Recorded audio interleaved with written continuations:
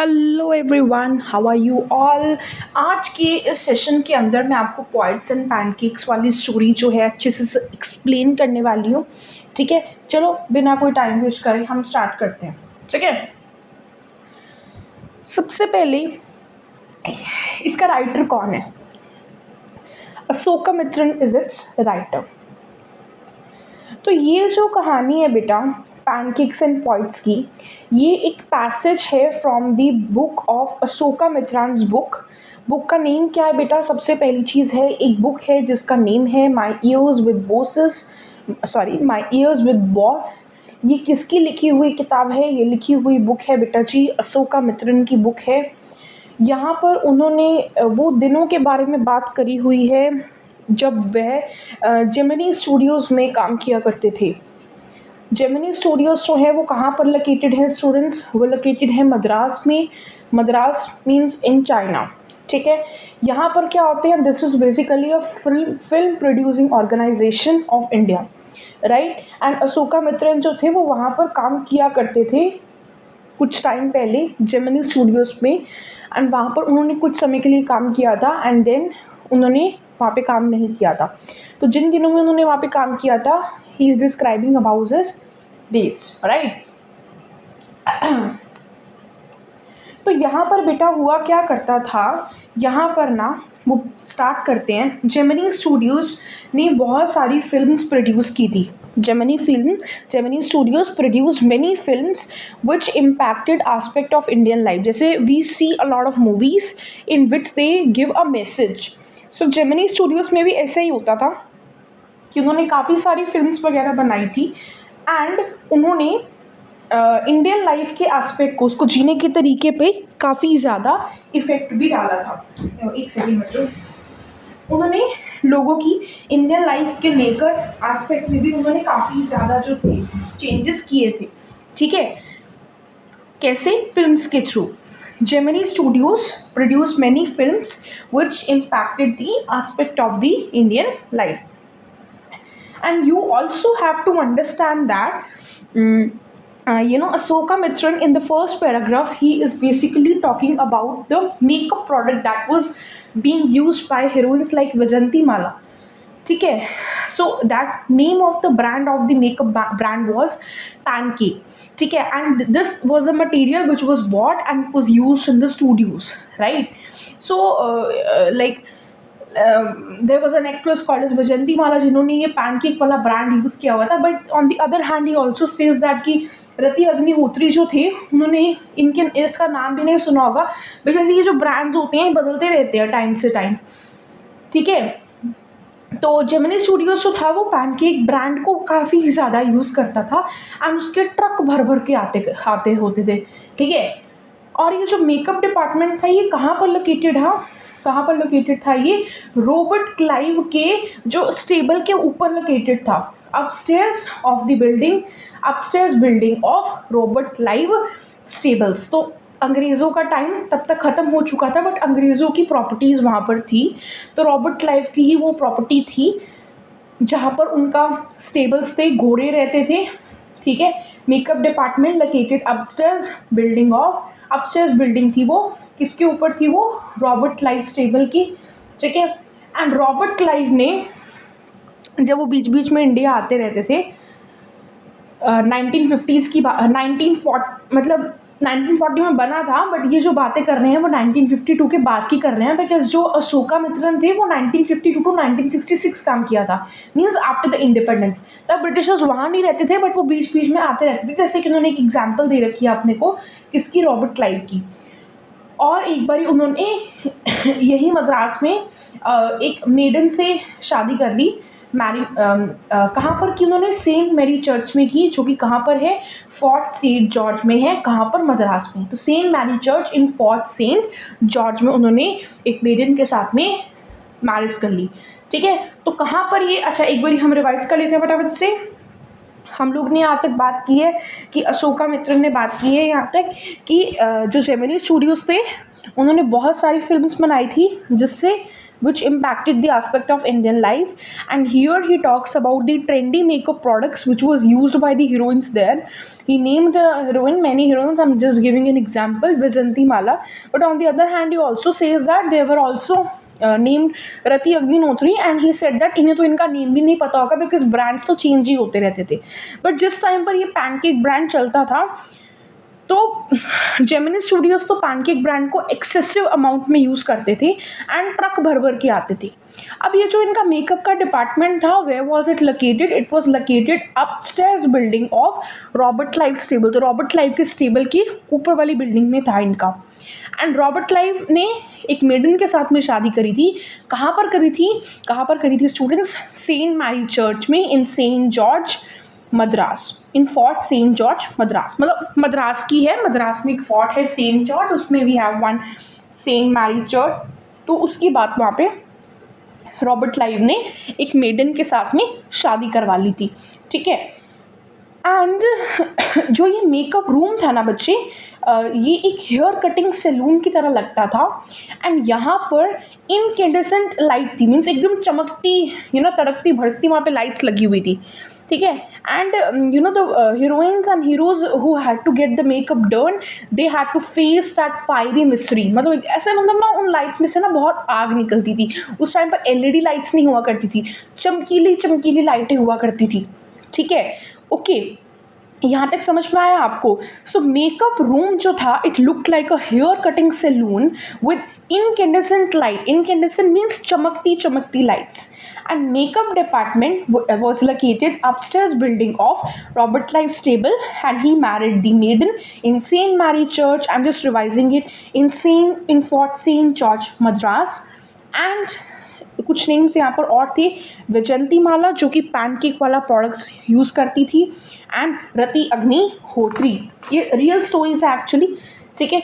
And you have to understand that कि ये makeup department में भी देयर वाज अ हायरार्की.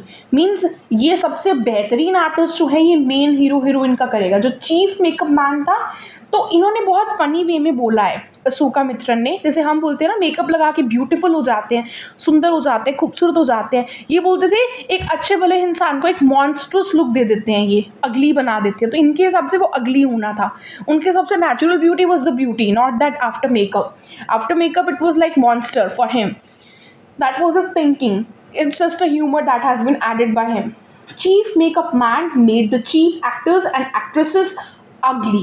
तो जो चीफ मेकअप मैन थे वो चीफ एक्टर्स एंड एक्ट्रेसेस को अगली बनाते थे.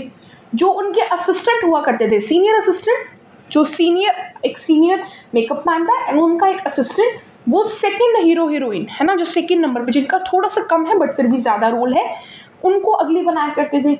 जूनियर आर्टिस्ट जो थे वो मेन कॉमेडियन को अगली बनाया करते थे. And there was a office boy, उसे बॉय बोलते थे but he was not a boy, he was a man who was in his 40s. ठीक है. उसका टास्क क्या होता था? To slap point on to the faces of the players at the time of crowd shooting. कि जब crowd की shooting होती थी तो उनके मुंह पे पेंट थोपना था उनको. तो बहुत लो लेवल की जॉब थी इनकी, लाइक मिक्स करना है बस उनके मुंह पे मार देना है ना. कुछ ऐसे स्पेसिफिक सबको बिठा कर नहीं करना है, बस थोपना है उनके मुंह पे. ठीक है. एंड वो जो ऑफिस बॉय था वो अशोका मित्रन जी को आके बताता है कि यार मैं तो ना director, actor, lyricist, screen writer का सोच के आया था, बट यहाँ पर आकर ना मैं ऑफिस बॉय बन चुका हूँ. I feel so bad for it. And इसका पूरा का पूरा दोष जो है बेवजह वो सुबू पे डाल देते हैं. मतलब अगर उसकी किस्मत खराब है तो सुबू की वजह से. There was a character Subbu के बारे में भी बात करते हैं. सुबू कौन है? सुबू जो है वो एक यहाँ के जो बॉस हैं, जो चीफ मेकअप मैन है, नहीं सॉरी चीफ मेकअप मैन नहीं है, जो कि वहाँ के डायरेक्टर बोलते हैं ना, मेन मैन है. जेमिनी स्टूडियोज में एक तो मेकअप डिपार्टमेंट होता है ना, एक स्टोरी डिपार्टमेंट होता है और एक फिर एक्टिंग वाला होता है. तो जो उस जेमिनी स्टूडियोज के बॉस थे SS वसन, ये जो सुबू था ये उनके पास ही रहता था और ये बहुत स्मार्ट पर्सन था, बट फिर भी लोग उससे नफरत करते थे. जैसे कि यहाँ पर एग्जांपल दी गई है ऑफिस बॉय की. तो he was kind of jealous of him, nothing more than that. ठीक है. ही blamed his disgrace on Subu. Subu was a person हम उसके बारे में भी बात करेंगे। वो जेमिनी स्टूडियोज में दूसरे नंबर पे आता था बॉस के बाद में, एसएस पर्सन के बाद में सुबु वॉज द करेक्टर दैट सबसे इम्पोर्टेंस का था। ठीक है, हाँ, तो बेसिकली वो ये बताते हैं कि उस टाइम पर वो खुद कौन, ऑथर कौन थे, अशोका मित्रन। वो क्या काम करते थे, वो उस टाइम पर एक क्यूबिकल में बैठते थे, एक अपने कैबिन में बैठा करते थे जिसके दोनों साइड पर फ्रेंच विंडोज थी। And very in humorous way से से दैट उसे तो उस टाइम पे ये भी नहीं पता था कि इन्हें फ्रेंच विंडोज बोलते हैं। ठीक है, और उसका काम क्या था, अशोका मित्रन जी का काम क्या था कि वो न्यूज़पेपर्स में से कटिंग करते थे, जो भी उनकी फिल्म्स में काम आ सकती हैं चीज़ें, उन सब की वो गैदर करते थे। दीदी used to job of gathering the newspaper cuttings, right, जो कि दूसरों के अकॉर्डिंग ये बहुत अनइम्पॉर्टेंट सी जॉब थी। एंड इसीलिए सब लोग अपनी कहानियाँ सुनाने इसको आ जाते थे। ठीक है, तो इसी तरह से ऑफिस बॉय भी इसके पास में आके बैठ जाते थे कि या तुझे पता है, अपनी दुख भरी कहानियाँ इन्हें सुनाने लगते थे। ठीक है, and used to tell him that कि यार I always wanted to be a director और एन एक्टर, लिरिसिस्ट और a screen writer, but today I am this just painting the faces of the mob. This is a very low level job. I'm very and the reason of the disgrace is Subu. This is how he said. सब में ना सुबु का हाथ है, सुबु के कारण हुआ है सब कुछ। ऐसे गुस्सा सुबु से, ही was probably jealous of him, right, because he was very successful and they both started at the same time, but सुबु उससे आगे निकल गया। ठीक है, normal human feeling. Can't even blame the office boy, है ना। Subu was very close to boss. Subu was very close to boss and there were reason for that. कुछ कारण था उसका। क्या कारण था, जब भी बॉस को कोई प्रॉब्लम होती थी, कोई सीन करने में कोई प्रॉब्लम होती थी, तो सुबु बहुत सारे तरीके बताता था सीन को करने के। जैसे एग्जाम्पल दे रखी है आपको चैप्टर के अंदर कि एक हमारे पास में टाइगर था एंड उसके कप्स थे, तो चूहे ने टाइगर को तो मार दिया, बट उसके कब्ज के ऊपर उसे दया आ गई, उसके बच्चों के ऊपर दया आ गई एंड उसको बहुत प्यार से उसने बड़ा किया, राइट। तो अभी ये चीज़ तो है, ये किस तरह से ये सीन किया जाए, तो सुबह 4 तरीकों के साथ आ जाता था। फिर वो कहते थे हाँ यार आपकी बात तो सही है, but I don't think if it would be efficient, तो कुछ और तरीके और ले आता था। तो उसके पास में तरीके बहुत थे सीन्स को करने के। तो he was a saviour of every film, मतलब film making was easy with Subbu, है ना। तो सुबु के बारे में अगर हम कुछ बात करें तो, एंड वॉट, ये जो ऑफिस बॉय था ना, इसे लगता था कि सुबु क्योंकि ब्राह्मण है ना, उस टाइम पे there was this caste system was so much prevalent, क्योंकि Subbu untouchability was also there, क्योंकि सुबु ब्राह्मण है ना, वो ब्राह्मण नहीं था, इस कारण से उसे अपॉर्चुनिटी मिल रही है। बट ये तो उसके सोचने का तरीका था, बट एक्चुअल में ऐसा कुछ भी नहीं था। Subbu was a very talented man. ठीक है, he was always happy even if he had a flop film in his hands. अगर उसकी कोई फिल्म फ्लॉप भी कर गई है ना, फिर भी खुश रहता था, मज़े से रहता था अपनी ज़िंदगी में। ठीक है, and basically he was a tailor made for film. जैसे कि जो टेलर होते हैं वो आपके कपड़े सीते हैं ना, कपड़े स्टिच करते हैं, तो they are very perfect in that. तो he was a tailor of film, जो फिल्म्स बनाता था, जैसे हमारे कपड़े बनाने वाला tailor, and he was a tailor made for the films. And he was very charitable. उसके घर पे कोई भी आता था, उससे प्रॉपर उसकी मेहमान नवाजी करता था, लोगों पे पैसे खर्च करता था, चैरिटी करता था। ही was a very charitable person, right. And वो कोई भी काम अकेला नहीं करता था, उसके पास में हर एक इंसान के लिए कोई ना कोई काम जो था वो होता था। ठीक है, एंड तो क्या क्या कैरेक्टरिस्टिक मैंने बताई। First point, you have to understand that he was always happy even if he had a flop film in his hand. He was a tailor made of the films. He was very charitable. He was bad of doing thing, मतलब अकेला वो कोई काम नहीं कर पाता था, मतलब ही was bad at doing things, but he had very, his mind was very sharp and his creativity was very good. ठीक है, but his immense loyalty made him a man of importance. But he was very loyal towards his job. He was very sincere towards his job, and he always had some work for everyone. हर एक इंसान के लिए उसके पास कोई ना कोई काम होता था, तो सबको ये बिजी रखता था बेसिकली। ठीक है, तो ये सुबु के कुछ कैरेक्टरिस्टिक्स हैं जो आपको जान लेनी चाहिए। तो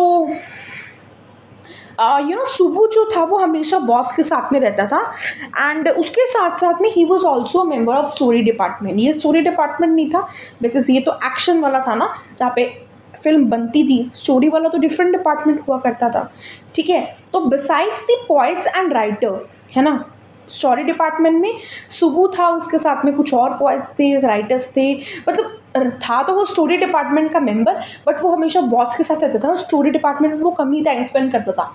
स्टोरी राइटर भी वो बहुत अच्छा था, बट उसकी जो फिल्म में जो उसकी ऊंचाइयाँ हो गई थी, उसकी वजह से उसका स्टोरी वाला जो स्किल था वो दब गया था, है ना। तो जो वो बताते हैं कि स्टोरी डिपार्टमेंट्स के अंदर पोइट्स एंड राइटर्स के अलावा वहाँ पर एक लॉयर भी था। फॉर्मली तो हम उसे एक लीगल एडवाइज़र बोलते हैं, बट लोग उसे इनलीगल एडवाइज़र बोलते थे, उल्टा बोलते थे उसका। क्यों? क्योंकि एक बारी एक टैलेंटेड एक्ट्रेस थी, the actress was very talented, उसने ना गुस्से में कुछ उल्टा सीधा बोल दिया, है ना। तो इस लॉयर ने क्या किया, रिकॉर्डिंग कर ली और वो एक्ट्रेस को सुना दी, है ना। वो उसने सांस लेने के लिए वो रुकी एंड वो बोलते हैं 1 मिनट प्लीज़ मैम, वो उसने रिकॉर्डिंग चालू कर दी एंड वो बहुत डर गई कि यार अब तो कुछ हो जाएगा, केस हो जाएगा, ये हो जाएगा, वो हो जाएगा। बट उसने ऐसा कुछ नहीं बोला था, है ना, डायरेक्टर के अगेंस्ट, किसी के अगेंस्ट उसने ऐसा कुछ नहीं बोला, गुस्से में बोला था, but it was nothing like कि उस पर उसको पुलिस ले जाएगी या उसे ऐसा, उसने इतना बुरा कुछ नहीं बोला था उसने, ठीक है। But she was new in to that, तो उससे ज़्यादा नॉलेज नहीं थी, है ना। तो वो अपने, उसका दिमाग नहीं लग रहा था फिर अपनी एक्टिंग में, तो उसका करियर जो था वो इस लॉयर की वजह से बेकार हो गया था, जबकि she was a very talented actress, you know. Yes, and ये जो लॉयर था ना, ये ना, ये लॉयर ना साइको था, साइकोफैंट था, ठीक है। एंड साइकोफैंट था वो, एंड वो हमेशा अकेला ही घूमता रहता था, है ना, बड़ा हेल्पलेस सा भी फील करता था, ठीक है। एंड वहाँ पर सारे जो थे वो Gandhites and Khadites थे, मीन्स गांधी को मानने वाले सारे लोग थे, but he was a very neutral man. ना तो वो खादी, है ना, they used to, people used to wear the khadi, dhoti and then shirt, and but he used to wear coat pant डालता था वो, ठीक है। Everyone used to wear khadi dhoti with khadi shirt, but lawyer used to wear pants and ties, ठीक है। तो basically he was a very neutral man. वो गांधी जी या गांधी जी में नहीं, किसी भगवान में उसको इतना ज़्यादा फर्क नहीं पड़ता था, बट वहाँ पर सब लोग जो थे वो गांधी जी को मानते थे, एंड गांधी जी जैसे कपड़े डालते थे वैसे ही वो कपड़े डालते थे, ठीक है। हाँ जी। एंड इसके बाद में हुआ क्या था बच्चे, नरेटर ने एक और गेस्ट के बारे में बात करी है। मैं आपको पहले एक चीज़ बताती हूँ कि there was a Frank Buchman moral rearmament army, एक Frank's Buchman moral rearmament army, but it was not an army, it was just a team of 200 people who visited the Madras in 1952, and they could not have found a better host than Gemini Studios. तो Gemini Studios के पास में वो आए, तो कुछ लोग बोलते थे कि वो सर्कस है, इंटरनेशनल सर्कस है, बट लोगों को लगा नहीं यार ये सर्कस के बंदे हैं, गैस ही मारा था उन्होंने, सर्कस के हैं पक्का, तो उनको भी कुछ नहीं पता था। तो लोगों को लगा तो नहीं कि वो सर्कस के बंदे हैं, क्योंकि ना तो उन्हें ट्रेपीज आती थी, ट्रेपीज में उछल कूद करना, वो आप नेट पे देख लेना, एंड उनकी कोई एनिमल्स के साथ में भी कोई खास बॉन्डिंग नहीं थी, क्योंकि सर्कस में तो एनिमल्स बहुत सारे होते हैं, शेर होता है, बहुत कुछ होता है। आजकल तो आई थिंक बैन हो गया ये सब कुछ, बट उस टाइम पे तो था ना यार। तो एनिमल्स के साथ में उनका कोई इतना बातचीत नहीं था, सिर्फ वो डिनर टेबल पे नॉनवेज खाते थे, है ना। बट उन्होंने वहाँ पर आके 2 प्ले किए थे, बहुत ही ज़्यादा अच्छे तरीके से, बहुत ही ज़्यादा प्रोफेशनल मैनर में उन्होंने प्ले किए थे। प्लेस का नेम था Jotham Valley and Forgotten Factor, Jotham Valley and Forgotten Factor, ठीक है, ओके। तो बाद में ना there is a term that is used in the chapter communism. Communism is not believing in God, है ना। मतलब ऐसा था कि उन्हें नहीं फ़र्क पड़ता, उनके बच्चे मरे, उनकी बीवी मरे, उनके माँ बाप मरे, they were not concern, they were not related, this is what was communism, this is what people used to think. वो किसी भगवान में नहीं मानते थे, but this moral rearmament army by Franks Buchman, it was a counter movement against communism, ठीक है, counter movement against communism. इसके बाद में एक और गेस्ट आए थे जो कि जेमिनी स्टूडियोज में आए थे, he was also an English man, and ये जो थे बच्चे, कुछ लोग सोच रहे थे ये पॉइट है, कुछ बोल रहे थे एडिटर है। तो बॉस मिस्टर वसंत जो थे उन्होंने इंग्लिश मैन को ग्रीट किया, ठीक है, उन्होंने अपनी लंबी सी एक स्पीच पढ़ी। उनको भी ज़्यादा कुछ इंग्लिश तो नहीं आता था, तो उन्होंने बीच बीच में बस ना पेपर कर दिया फ्रीडम डेमोक्रेसी जैसे वर्ड वो बोलते गए। एंड देन इंग्लिश मैन आए वहाँ पर स्टेज पे अपनी स्पीच देने। लोगों को कुछ समझ नहीं आ रहा है, क्यों? क्योंकि उनका एक्सेंट बहुत खतरनाक था। इट वॉज लाइक हमें नहीं समझ में आ रहा था उनका accent baffled everyone. And people could not understand that why did he even come here. And his उसकी स्पीच जो थी, उसने उस स्पीच में क्या बोला था वो एक मिस्ट्री बनकर रह गई। अब बहुत साल बाद जब ये हमारे अशोका मित्रन जी ने जेमिनी स्टूडियोज छोड़ दिया था, तब उसके पास पैसा तो नहीं था, बट उसके पास में टाइम बहुत फोकट का था। तो जो भी उसको सेल्स पे सामान मिलता था वो खरीद लेता। पैसा कम था तो जो डिस्काउंटेड कुछ थे वही वो खरीदता था।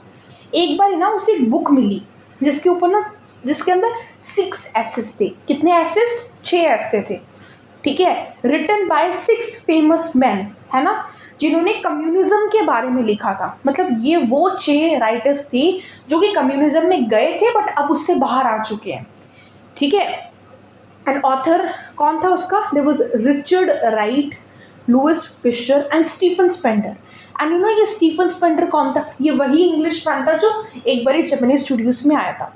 As writer read Stephen Spender name, उसने रिचर्ड राइट का नेम भी पढ़ा, लुइस फिशर का नेम भी पढ़ा, बट जब उसने स्टीफन स्पेंडर का नेम पढ़ा ना, तो उसे वो दिन याद आ गए जब वो वहाँ पे आए थे। तो अब क्या हुआ बच्चे, समरी में मैं आपको मैं बताना चाहूँगी कि बेसिकली अब हुआ क्या, जब उन्होंने स्टीफन स्पेंडर का नाम पढ़ा तो उन्हें उनके मन में घंटियाँ बजने लगी। एंड उन्हें वो दिन जो थे वो याद आ गए एंड मिस्ट्री भी रिवील हो गई। बेसिकली दिस बुक का नेम था the god that failed, the god that failed. तो he has written about anti communism.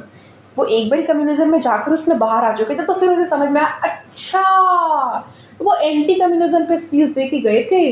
तो मिस्ट्री वॉज रिवील्ड, ठीक है। फिर उसने एक चीज़ बीच में बोली है चैप्टर के बीच में कि स्टोरी राइटिंग उन लोगों के लिए है जो बहुत ज़्यादा पेशेंट होते हैं, परसिस्टेंट होते हैं, है ना, जिनका दिल जो है बहुत कमज़ोर नहीं होता है। अगर उनकी कोई स्टोरी नहीं भी चलती है तो ऐसा नहीं दिल पे लगा के बैठ गए, उनकी स्टोरी नहीं चली वो दूसरी स्टोरी लिखनी स्टार्ट कर देते हैं। So they have a very sunken heart that nothing can break their heart. मतलब दुनिया में ऐसी कोई भी चीज़ नहीं है जो उनका दिल तोड़ दे, ठीक है। बेटा अब ना मैं आपको एक बार इंग्लिश में पूरी स्टोरी बता देती हूँ, ताकि आपको इंग्लिश में लिखना है फिर तो इंग्लिश में सुनी होगी ना, तो आपके लिए थोड़ा सा इजी होगा। बट पहले आप अपनी जो भी आपके पास में समरी, आप इंग्लिश वाली मैं बहुत स्लो स्पीड में बोल दूँगी, आप उसे नोट डाउन कर लेना, या फिर अपनी बुक जो है पढ़ लेना, कोई समरी बुक होगी ना उसको पढ़ लेना, कोई अच्छी सी समरी बुक से ना चीज़ों को रीड कर लेना, ठीक है। चलिए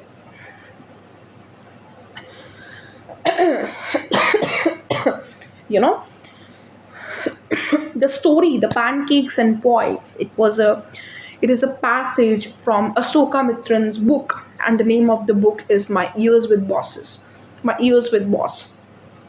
Here he is basically talking about his days at Gemini Studios, and he is telling us that the studio has produced many films which has impacted the aspect of Indian life. And here is also talks about the trendy makeup product that was used by heroines like Vajanti Mala. And he also says that Agnihotri wouldn't even know about the brand name Pancake.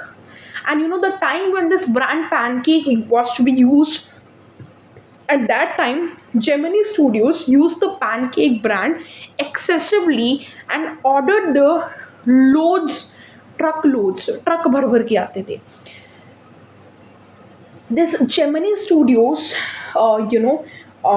Gemini Studios was basically located upstairs building of the Robert Lives stable, and uske andar there was one makeup department, and makeup department was like a hair cutting saloon, and on all sides there was an incandescent light, and hero and heroine who was supposed to get makeup, they had to face that, they had to deal with that fiery misery because the light used to emit a lot of heat. right? And that person who like Robert Clive stables के ऊपर जिनका वो department था, इनका जो studios था, that person has married the maiden in Saint Mary's church in Fort Saint George, जो कि कहाँ पर है बेटा जी, मद्रास में है, ठीक है। एंड यू नो, नाउ हमें स्टोरी में भी understand that chief makeup man made the chief actors ugly and actresses ugly. His senior assistant made the second hero and heroine ugly. Junior assistant made the main comedian ugly. And there was an office boy whose task was to slap point onto the faces of the players at the time of the crowd shooting. Office boy. Now, in those days, this author, Asoka Mitran, inside the cubicle had the job of gathering the newspaper cuttings, but according to everyone, his job was very unimportant, so everyone would come and bother him with his complaints. So, similarly, this office boy was probably, he also came to him and started complaining about his life and started saying that he once wanted to be a director or an actor, a lyricist or a screenwriter, but today he is a office boy. He was not really a boy, he was a man who was in his 40s, and he blamed his bad life, he blamed his low job and blamed his disgrace, uski buri kismat on Subu. ऐसे ही. Why? Because he was probably jealous of him. And author has always wished that very soon this crowd shooting should come, so that this office boy can just stop complaining about it and stop just मेरा सिर खाना बंद करे बस वो. And Subu, let's talk about Subu. Who is this Subu? He was very close to his boss. When the boss has any problem in doing a scene, Subu could recommend several practical ways. Subu was always happy, even if he had a flop film. He was a charitable man. He could not do anything on its own. But his loyalty made him a man of importance. He was a tailor-made from films, and he was a man who could be inspired when commanded. And the office boy also thought that Subu was a Brahmin, that's why he had got a upper hand, but that was not true. He was a very talented man. Subu was always beside his job, but actually Subu was part of a story department. But usually he was not found in the story department. He was usually found in the boss in some other department.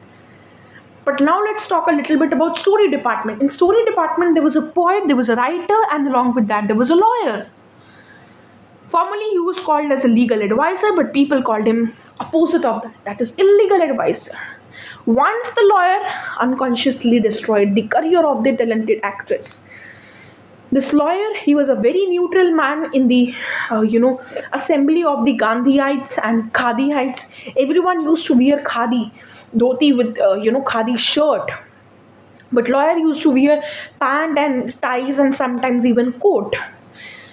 And now then, there was a person with the name Franks Buckman who basically came with this moral, MRA, Moral Rearmament Army, with some 200 people in 1952. They could not find a better host than Gemini Studios. Some call them as the International Circus, but in actual they were not good at trapeze and they had no acquaintance with animals. That means people were wrong at their guesses. Okay, but they presented two plays, and that was Jotham Valley and The Forgotten Factor, and they became very famous. ठीक है, Gemini studios के जो 600 लोग थे वो उनकी place को बारी बारी देखते रहते थे. And there was one more man who came, Stephen Spender, who was an Englishman, and he gave a long speech expressing freedom and democracy. English, wo democracy and freedom wala is of S.S. Watson, who is a boss of that Gemini Studios. Englishman conversed and people could not understand it, and his purpose of the visit and the content of his speech, it simply remained a mystery, right? And along with that, once what happened when he was no more working with Gemini Studios, the author of a story, Asoka Mitran. At that time, he did not have money, but he had a lot of free time with him. So discounted goods on the sales always interested him. And once the writer came across a book that was a God that failed. It had six essays which were written by six famous men. Some names are given like Richard Wright, Louis Fisher, and Stephen Spender. When he heard the name of Stephens, then he came to know, oh, that was the purpose of his visit, talking about the anti-communism. So that was all he talked about.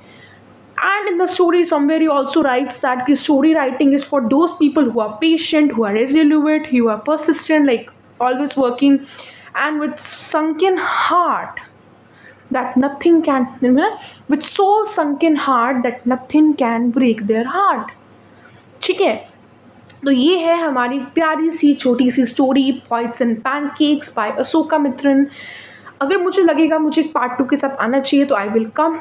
बाकी this is the story and bye bye, have a good day.